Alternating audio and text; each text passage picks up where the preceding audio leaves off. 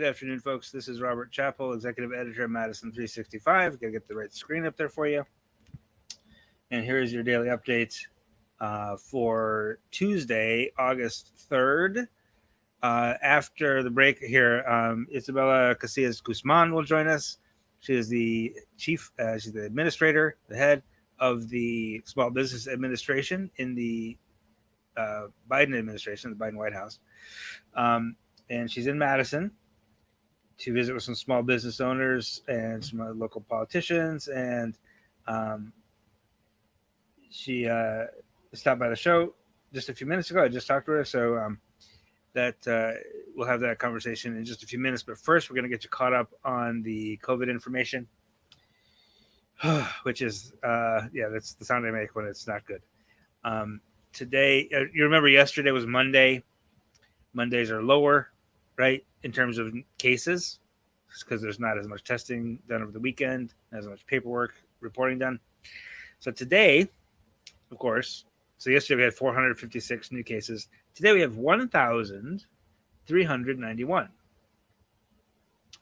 Now there was a period of time when we were well over 1,000 every day. There was a period of time when we were over 5,000 every day. That period of time ended in February. It is now July, and we are back up to 1,400 cases today. The daily average now is 854. That's the highest the daily average has been also since February. Since sort of mid-February, it was about 900. Okay, so today's 854. It's getting up there.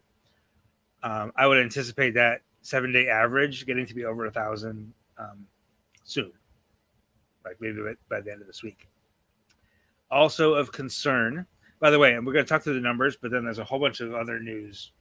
Just it feels again like March or September, when we not only have the numbers, we got all this news, all the reactions to the numbers that I have to catch you up on. But today the positive test rate has also surged again. It was what was it yesterday? It was 6. It was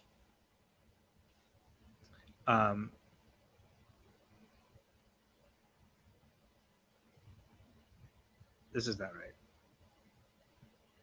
right. It was 7. I'm sorry, this is looking really weird. It was like 6.5 yesterday. Now this is, oh my gosh, they changed the way they did this. I'm sorry, I'm just discovering something about the data right now as you're watching me, and I'm stuttering around like an idiot. Today, the 7-day average of positive by test is 7.5.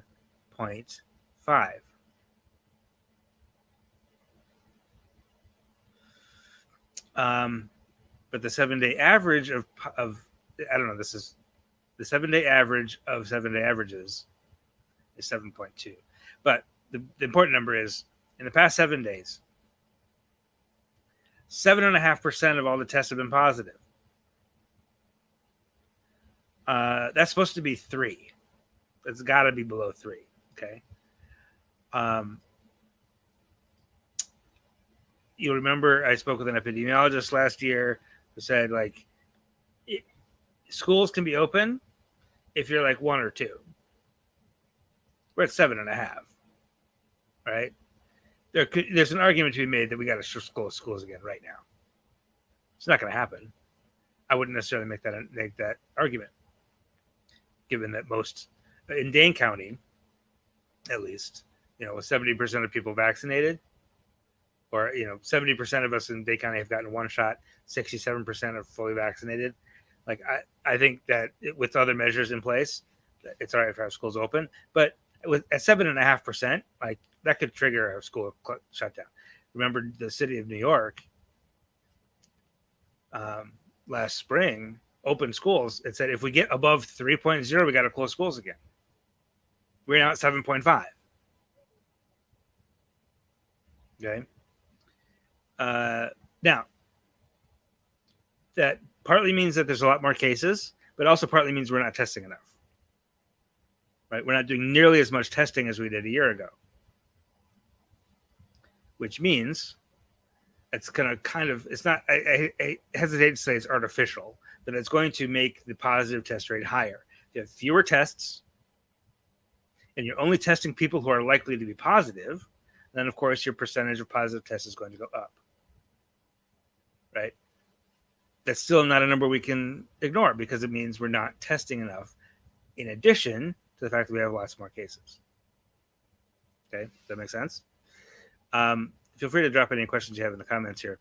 The other thing that's a real problem right now is hospitalizations.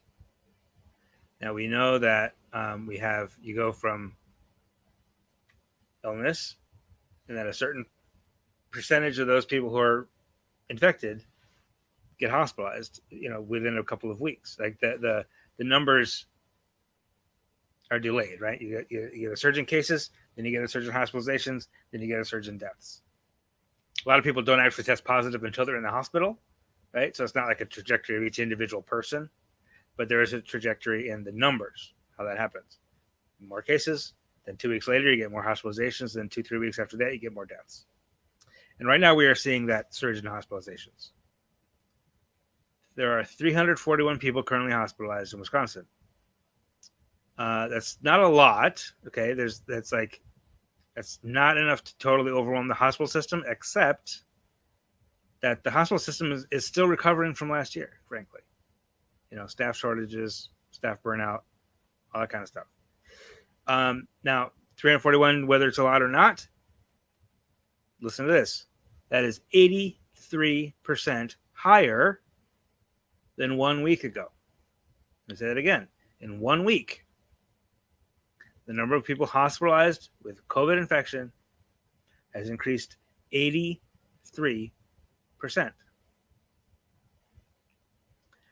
I was told last fall by Dr. Ashok Ray, who's the CEO of Purveyor Health up in Green Bay, that basically a COVID patient is like caring for 3 regular patients because of the amount of care necessary, right? And the number of precautions that you have to take and the number of staff people that it takes to treat that one patient, right? So that 341 people is like 1,000 patients with any other disease. So a sudden increase in that number is going to be a problem, even if it doesn't completely overwhelm the hospital. A sudden 83% in 1 week increase is going to cause a problem for the hospitals and the hospital system. It has not yet led to an increase in deaths. I'm crossing my fingers, holding my breath that it doesn't. Right now we're at 1 death per day on average.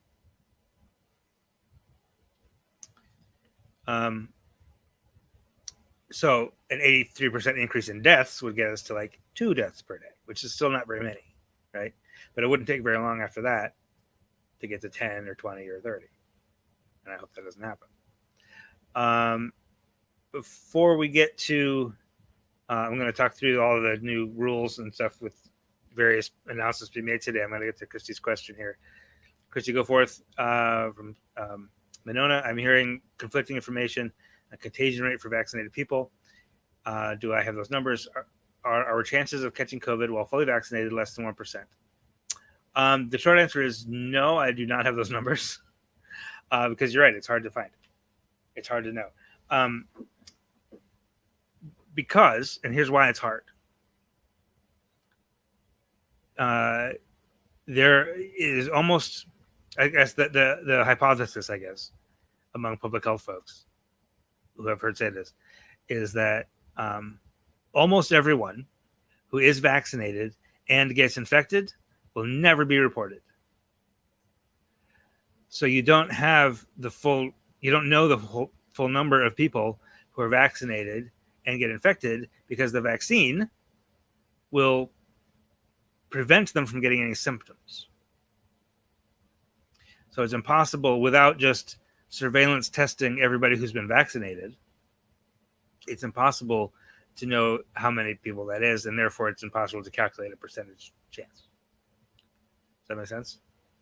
We do know that there's the we can talk about this another day. Maybe it's not. It's kind of a lot to dig into, but there's some really disingenuous numbers being thrown around about the what the vaccine does for you, and the fact that like 0.003% of people who are vaccinated are hospitalized with COVID. But that doesn't take into account that a lot of those people who are vaccinated probably would. I mean, it's a general population. It's not an infected population, right? What percentage of the general population was hospitalized before being vaccinated? It's a mess of conjecture.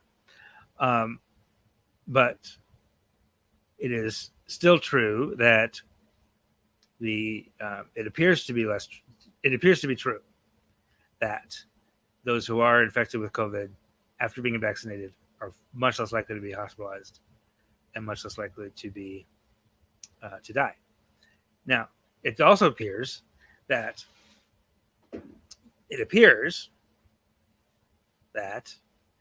if you are infected with COVID, you have the same chance as an individual. You have the same chance to transmit it as if you were unvaccinated. However, you are much less likely to be infected in the first place if you're vaccinated. So it's not like the vaccine doesn't work, but the vaccine doesn't.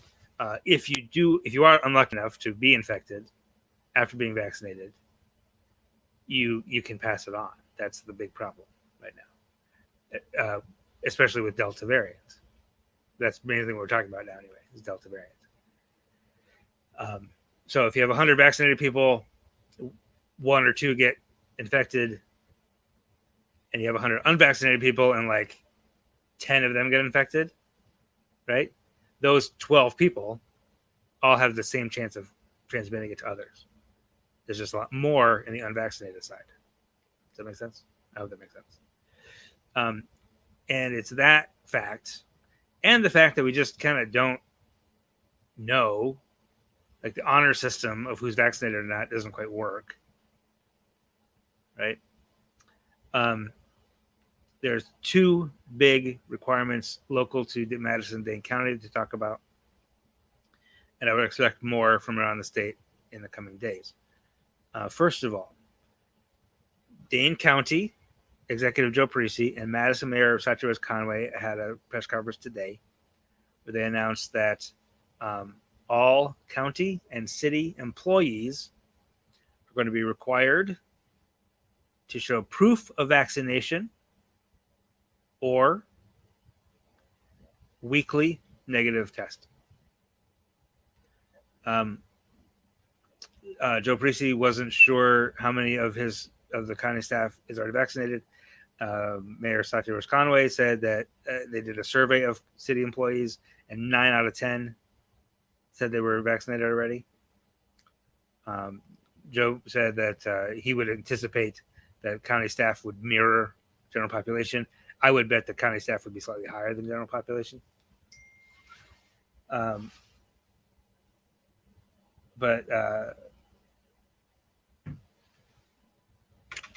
that requirement will take effect in a couple of weeks. And in addition to that, all county buildings, county facilities, will require you to wear a mask indoors. Okay, so there's not a vaccine requirement for everybody, and there's not a mask requirement everywhere. It's county and city staff, and have to be vaccinated or show a weekly negative test, and anybody visiting a county building, like the courthouse or whatever, need to be masked. The other big announcement today is that University of Wisconsin-Madison is going to require masks indoors starting on Thursday. I'm just now getting an email back from the office of Senator Steve Nass, which I'll explain to you in a moment. So that requirement, again, it's for all indoor spaces, except for like if you're a student in your own dorm room with just you and your roommate, you don't have to have your mask on. but any common spaces, any classrooms, any other buildings on campus. Or the other time you can take your mask off is if you're in your office alone. Any other time you have to have a mask on campus at the University of Wisconsin, except outdoors. Outdoors you don't need it. That's going to go into effect on Thursday. Now, you may have also heard that on Tuesday, earlier today, the Joint Committee on, I'm sorry, I don't remember the name of this committee, on the Joint Committee for Review of Administrative Rules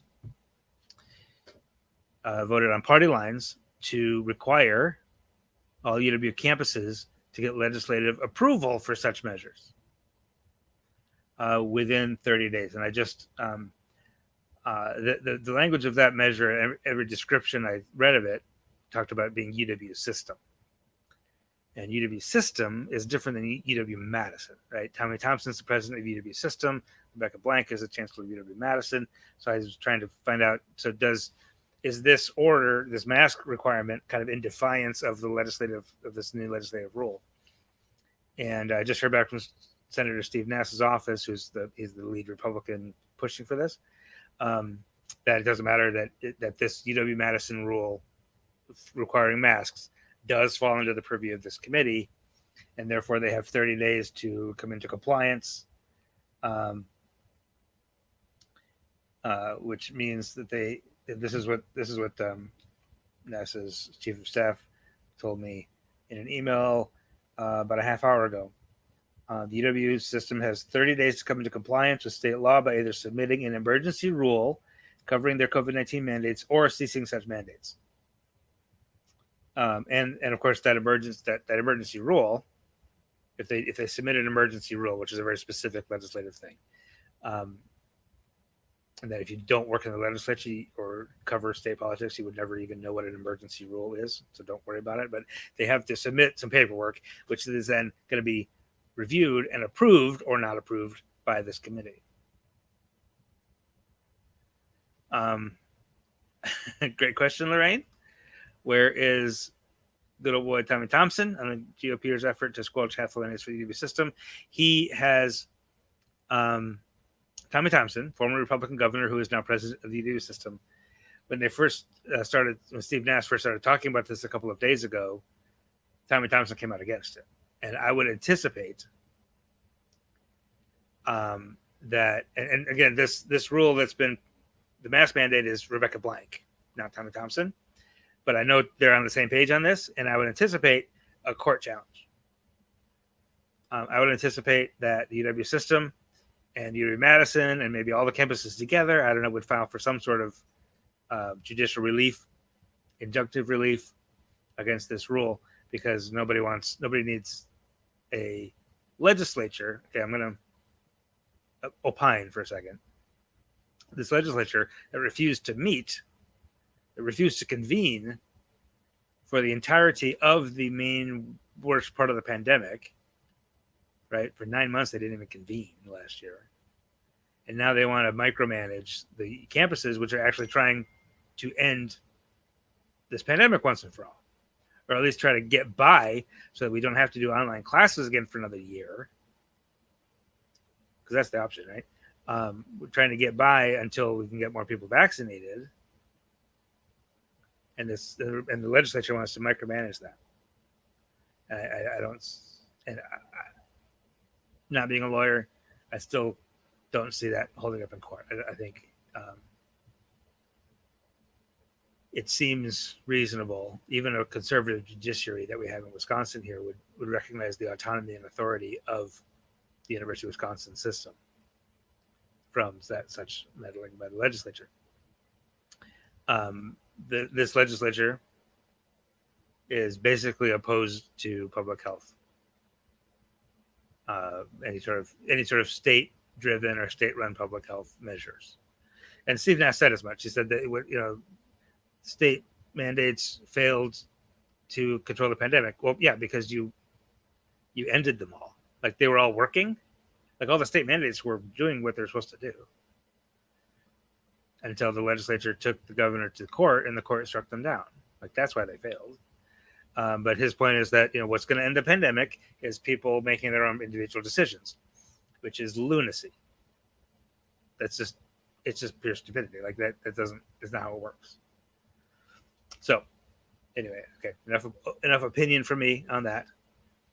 I'm just going to leave this here. The legislature is basically opposed to public health. I will mention that this vote in the committee today was along party lines, right? It was Republicans voting for and Democrats voting against. We'll just leave that as it is. I'm trying to think that there might have been one other. No, that's it. The other governmental response to COVID that I want to mention is it was quite embarrassing for Democrats in the United States Congress, who is the ending of this eviction moratorium. The eviction moratorium expired on Friday, Saturday, maybe whatever the last day of July was, the 31st. And like the Democrats in Congress didn't notice that it was coming. It kind of snuck up on them. So President Biden is now expected to extend that moratorium. I'm not sure exactly how, and it sounds like it's not going to be 100%. It's going to be focused on counties that are most affected by COVID. It sounds like it'll cover 90% of the population of people who rent. So, maybe not 100%, but pretty close to 100%. We'll get more details on that in the coming days. So that's kind of the governmental response to COVID. Wisconsin Republican legislature, stop worrying about it. University of Wisconsin, wear masks. Madison, city of Madison, Dane County, get vaccinated. So that's the COVID news today. I'm going to take a short pause. We're going to hear from our sponsor, and then we're going to hear from Isabella Casillas Guzman. Then I'll have a couple other news stories for you at the end of that interview, which will take place right after this. Do not scroll away. Please give me 30 seconds. Stay right there. We'll be back right after this. I wasn't sure if it was the right time. Then I heard about the College Try. You take classes for 7 days, see if it works for you. No obligation, no worries. I kept going. I'm so glad I did. I wanted to do online classes, but I didn't have a computer. The Madison College hooked me up. You can borrow a college laptop and a Wi-Fi hotspot. Seriously. My dad always says, give it the old college try. For real. Give Madison College the college try. Try Madison College risk-free for 7 days. No commitment. Just try it. Like a free trial for college. Why wouldn't you? Why wouldn't you? Why wouldn't you? And joining the program today, we have a very special guest, the administrator of the Federal Small Business Administration, Isabella Casillas Guzman. Thank you for being here today. Appreciate your time. It's my pleasure. Thanks for having me. And the reason you're on today is you are actually in Madison today, right? That's correct. That's correct. I'm traveling around and I'm here for a couple of days, meeting with small businesses, meeting with my team on the ground. And I understand you had a meeting with some small business owners today at the Urban League. Is that right? That's correct. Yes, we gathered along with Governor Evers to have a conversation just about what COVID-19 impacts have meant to their business and how we can help them recover into the future. And what did you hear from those businesses? What are they feeling right now? I think across the board, businesses are hopeful that we've had this strong success to date fighting COVID-19, but also some hesitancy and a recognition that there's still some uncertainty into the future with this Delta variant on the horizon. And they're obviously concerned about that. I think above all, we know that to support our small businesses, we need our main streets bustling with activity again. We need our business centers occupied, and we need to continue to build opportunities for revenues for them. That's what's going to help them fully recover and be able to survive this pandemic fully. So, shots in arms are so important to helping our small businesses. And we're sort of hearing that concern. Of course, also, the other thing is that they've been able to get some important relief, not only from the federal government and the PPP program and our economic injury disaster loan program and our grant programs, especially for impacted industries, but also with state and local funding supported through the American Rescue Plan. So it's exciting to hear that there's support for them, but recognition that we need to do more. We're still in a disaster. Yeah, and has that is the feeling that those programs that have been in play were really ramped up very quickly. a year and a half ago. Has that been enough? Is that helping people get by while we try to get the vaccines, distributed? For many, the PPP program helped their businesses initially survive to stay open. Sure. But that obviously this has lasted much longer than what we had anticipated. I guess we're in 16 months now and losing track a little bit. But it's unfortunately the businesses have had to sustain too many months of revenue losses, and so more support was needed. A lot of them have incurred debt or have been unable to get capital because their revenues don't look as great as they used to, and so that's where continued help is needed, and especially for our underserved businesses, our women-owned, our veteran-owned, or minority-owned, and rural and low-income areas where there's probably more historic barriers to access to capital, to access to opportunities, and we need to continue to try to change and transform some of our programs to better serve businesses and meet them where they are.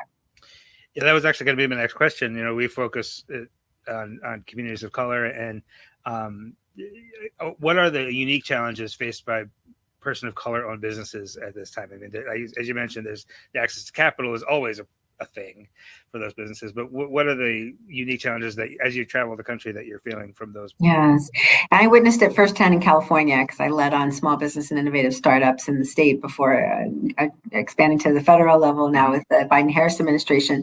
But we saw that they were unable to access some of the relief programs as quickly, and so oftentimes we're shut out of programs, or maybe we're not able to access as much of funding as they had hoped or anticipated or needed, or perhaps were warranted.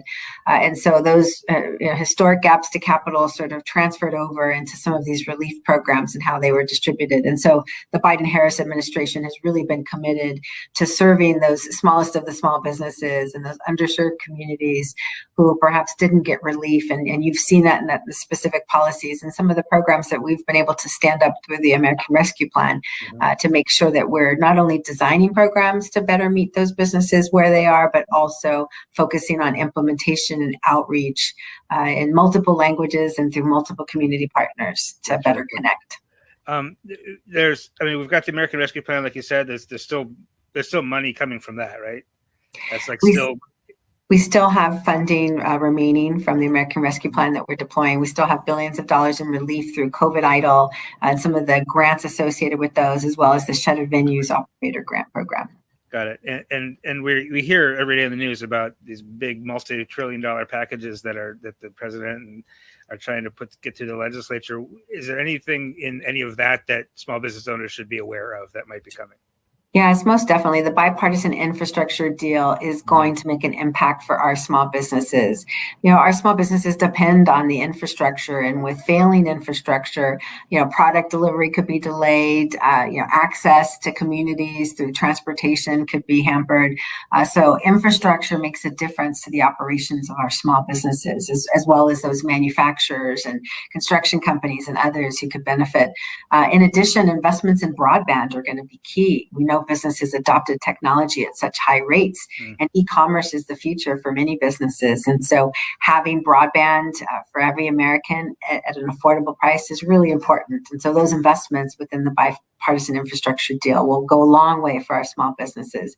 And then, of course, climate crisis. Our small businesses are more affected by disruptions, whether it's natural disasters or otherwise. So battling the climate crisis is important for our small businesses. And the president's Build Back Better agenda includes key investments for small businesses.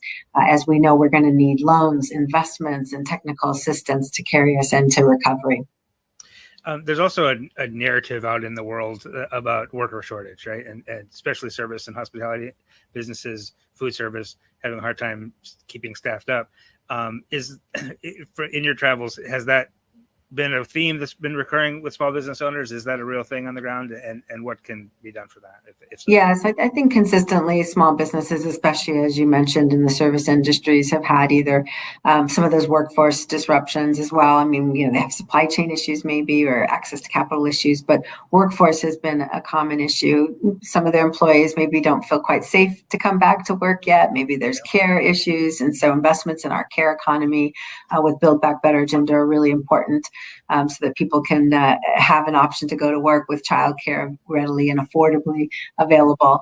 But I know that a lot of businesses are having to, change their models to adapt to lack of workforce. But we're seeing a change as more people get shots in arms, and people are coming back into the workforce and feeling safer, and also finding their way with perhaps new industries and maybe some shifts. But we continue to try to put information out there on resources that are available to our small businesses. And at SBA.gov, you can find your local district office, find a local resource partner to connect to an advisor so that you can connect to resources on the ground.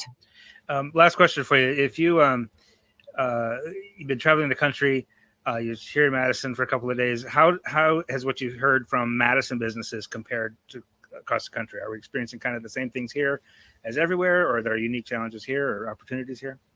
I've heard a lot of the similar challenges, small businesses are facing across the country. And really what's been a silver lining in all of this as well is that our small businesses have come together to share learnings and work to, scratch each other's back, as one business put it today, to make sure that they're helping each other connect to resources or solve some problems and issues. But they're all in it together at this point. A lot of businesses have been struggling for a long time. And so that continued support of them is really key.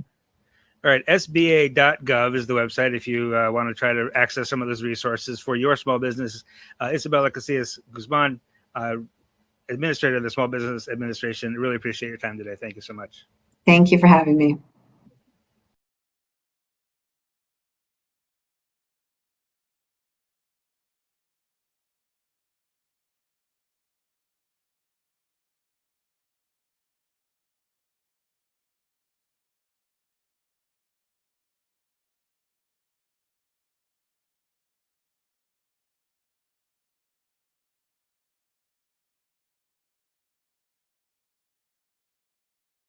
There was no okay. Now I have my I was muted. Okay, Dane Dances is back. That's what I want to tell you about first. Just have two more local stories here for you. Dane Dances is back. This is the free concert series on the rooftop of Monona Terrace Convention Center. Was canceled all of last year. It is back starting this weekend. So that's very exciting. Madison365.org. The story is there for all the details. And finally today, Feeding the Youth. It's a local organization that has been sort of supporting the protest movement over the past year and providing food and medical services and things like that to protesters at various places around the country. And then they've evolved to support homeless folks, people experiencing homelessness with food and stuff at the Randall Park encampment, for example. They're taking a group to the March on Washington, which is coming up August 20th to 29th. If taking young people, 12 to 18, if you want to go, you can submit an essay talking about yourself and what you love and what your passions are and why you want to go. And that is details of that are available at Madison365.org right now. So that's all I have for you today. I appreciate your being with me. Appreciate your questions and your comments.